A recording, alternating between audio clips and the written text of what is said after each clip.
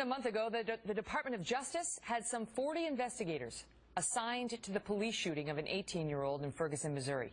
The question tonight, how many investigators have been assigned to track would-be terrorists in places like Minneapolis? Tom Dupree is a former Deputy Assistant Attorney General.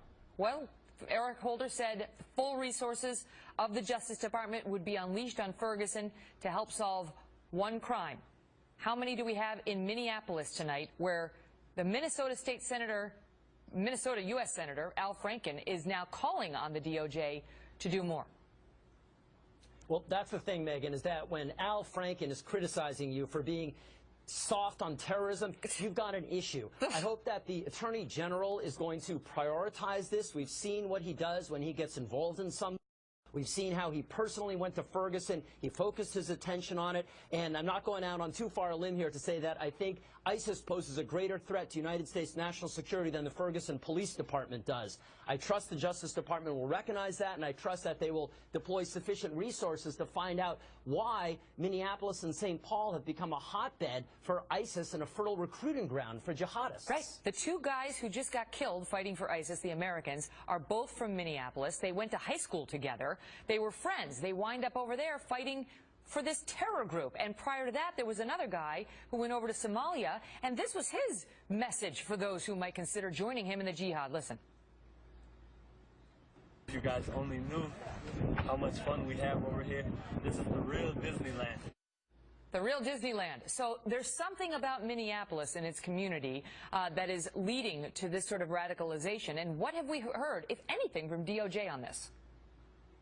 Well, we haven't heard much, Megyn. What we have heard is that they have the FBI looking into it. But I think what's going on here is that these guys aren't doing this themselves. They are being radicalized, whether it's by seeing materials on the Internet that's firing them up, or whether there are actually people in Minneapolis and St. Paul working these communities, giving these people the means, the money, the plane tickets, the instruction, telling them what they need to do to go abroad and engage in this jihad. And so I think what the FBI needs to focus on is, are there people on the ground in Minneapolis, St. Paul, who are fomenting this sort of thing? This is not just a foreign policy issue. This is a domestic security issue, and the FBI and DOJ need to recognize that. Now, there you go, because my next point was going to be that the DOJ, this administration, they've told us repeatedly that they are going to handle these terror cases as criminal prosecutions in the criminal justice system, as opposed to declaring them as part of the war on terror, and, you know, we would take care of it that way. So if that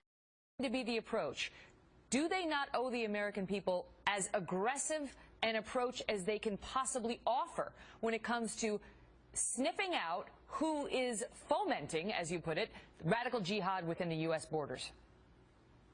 Absolutely. This has to be a top priority. We've seen their position that they prefer not to take the war or the criminal route. They prefer to prosecute people who are involved in terrorist acts in the domestic courts. I have concerns about that. A lot of people have concerns about that. But one thing I think everyone should be able to agree on is that we need to put whatever resources are necessary to getting to the bottom of this, to find out what is going on in Minneapolis and St. Paul. This is not a coincidence. These numbers are striking, and there's a reason for that, and we need to find out what it is and stop it.